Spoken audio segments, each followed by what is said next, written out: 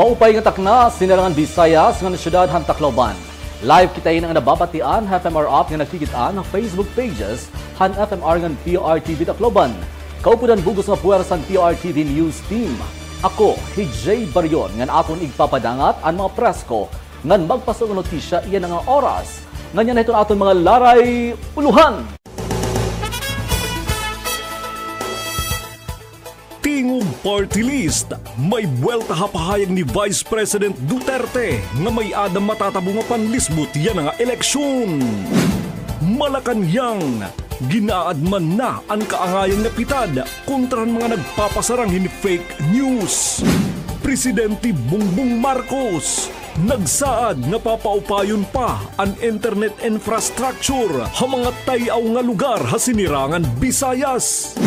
Duha hatulungan namatay nga miyembro komunista nga grupo. Nakilala na. Produkto, tika nga bagol, ngan sungahin Carabao, ngan banig nga himo hatikog. Nangunguna ha export production han rehiyon. Tingog Party List, nangampanya ha Samar. Nganyan na hito naton mga katukiban. Haton siyahan notisya lokal.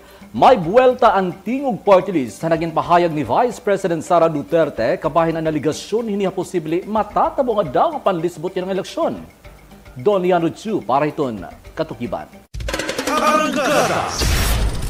May buwelta ang Tingog Party List na pahayag ni Vice President Sara Duterte bahinan daw paggamayada matatabo nga panlisbot yan ang tinaraon nga May 2024 midterm elections. Sumalang ang Tingog Party List Representative Judas Sidre waray anuman nga pruweba ang masuporta hapayag han bise. Bahin iton pansabutahing ang panlupog nga matatabo daw yan nga piniliay. Dugang pa niya Sidre diri gagaran ang mga sugadini nga pahayag ni Duterte nga naghulga pa nga igpapapatay Presidente Bongbong Marcos Jr. Makukonsidera daw ini nga fake news ngan usaliwat nga pormahin diversionary tactics ang mga Duterte agod malihay ang tinuod nga natatawian han nasod nga naaresto han ICC at tatahini tungod din crimes against humanity.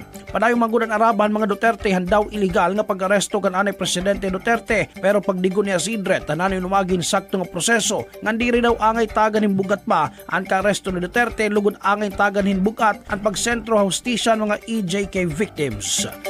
Don Leandro Chu, Arangkada, Balita.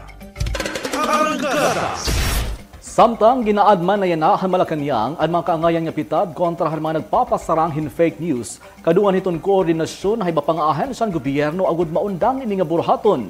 Aditon aton report. Tungod han wala to nga pagpasarang hin fake news o sayop nga impormasyon lab-ina kasumpay mapasong istoryahon han pag-aresto kan anay Presidente Rodrigo Duterte tungod hin pera nga reklamo han makaganak han mga biktima han maduguhini nga war on drugs hadto nakalabay nga liderato ni Duterte. Iyan na inakatalaan naman nga makipagsumpayan ang Presidential Communications Office sa pera nga mga ahensya para pagisgutan ang mga kaangayan pitad kontra han mga nagpapaluyuhan mga sayop nga impormasyon nga permanente igin papasarang adlaw. Iniindarahan kahalatado na gud nga trabahoin pipirang mga taga-suportahan pamilya Duterte. Ana sabi nga mga gius nga panuyuin pagdaot ngan paguba ha imahe reputasyon ni Presidente Ferdinand Bongbong Marcos Jr. ngan iba mga opisyales hiton iya pamunuan. Ngani una na nga ginpahayag ni Malacanang Press Officer Jose Claire Castro ini kasunod na hinapag-andam han Malacanang han mga kaangayan pitad agud mapuy-puy na gud ang talamak ng mga buruhaton. Siguro sa dami-dami po ng fake news na lumalabas ngayon, makakatulong po ang media. Lalo na po ang mainstream media. Tayo na po ang magsabi kung alam niyo po na peke ito. Kayo na po mag-fact check. Kayo din po ay pinaniniwalaan dahil may kredibilidad din po kayo. So kung ano po yung lumalabas na fake news, magtulungan po tayo para sa bayan po ito. Dapat din po nating ipaalam sa taong bayan na lahat ng lumalabas ng mga fake news na ganyan ay dapat na maputol. Una na ginpahayag ang National Bureau of Investigation ang Philippine National Police nga hugot nila nga ginimbestigaran ang lanaton ang mga nagpapasamuwakin mga sayop ng impormasyon. So hindi lamang po para sa EJK, pati po yung mga fake news na lumalabas pabor kay dating Pangulong Duterte. Sana po ay bigyan din po ng pansin ng media. At sana po din po sa tulong din po ng mainstream media at ng social media. Maipakita din po natin kung ano po talaga yung kalagayan ng mga biktima ng pamilya ng mga biktima ng EJK. Hindi lamang po tayo tutuon kay dating Pangulong Duterte dahil po ang mga biktima po ng EJK ay Filipino rin po. Yan na nangaronahin bulig ni Castro halihit ti mga media agud makabulig naman hapag papasaranghan eksakto ngan mga tinuod nga mga impormasyon. Jay Barion, Arangkada, Balita. Samtang kasumpay han inaging pagbisita riyon 8 di dahan naglabay nga semana inigin sa adaman ni Presidente Bongbong Marcos Jr. nga papaupayon hiniya ni internet infrastructure ha mga tayo nga lugar sa sinerangan Visayas. Sylvia Abadingo para iton detalye.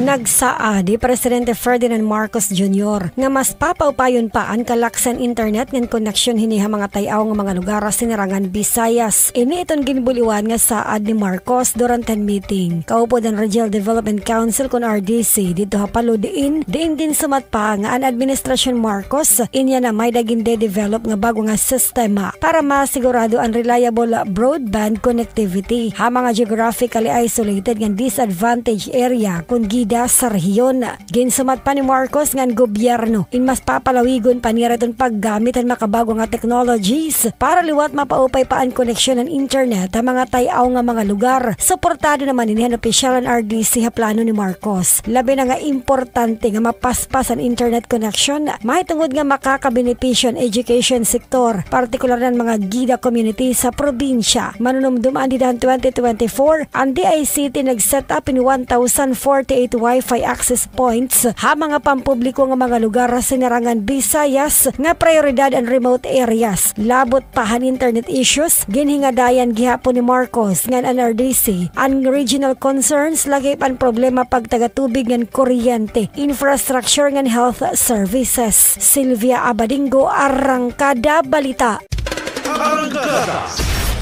Hala nga sumat nakilala na yan na otoridad ang duha hatulo nga mga miyembro han komunista nga grupo nga namatay natabo nga engkwentro ha Mapanas, Northern Samar. Adto ang report ni Danica Riquez. Ginkilala na han 8th Infantry Stormtroopers Division ang duwa hatulo nga namatay han naging engkwentro habot nga han tropa han gobyerno nga terorista nga grupo didto ha Barangay San Jose, Mapanas, Northern Samar. Ang mga iniin ginkilala kanda Ronnie Pajares alias Badora o Totoy nga taga Eastern Samar nga ni Edmond Oros alias Dalisay nga residente naman han Barangay Can Maria, Lapinig, Northern Samar nga parehas mga miyembro han Team 2 Squad 1 han Committee 15 han Sub Regional Committee Arctic, Eastern Visayas Regional Party Committee, samtang ang pangilalaan ni katulungan na matay ingin papanginano pa. Mababaruan manggod nga nagkaadahin engkwentro nga dahan Marso 16 habot nga han tropahan gobyerno nga han mga miyembro han komunista nga grupo haginhimo nga military operation kasumpayhan nakarawat nga impormasyon tikang han mga sibilyan kabayan han mga armado nga grupo nga nakitaan nga nagkakaadahin extortion activities han nasabi nga barangay. Labot lahan kaawat han kinabuhi han tulong ang miyembro han komunista nga grupo in na-recover gihapon an usa nga M14 rifle, usa nga anti-personnel mine, duwa nga blasting caps ngan pira nga personal nga gamit. Dunkirk Riquez, Arangkada Balita.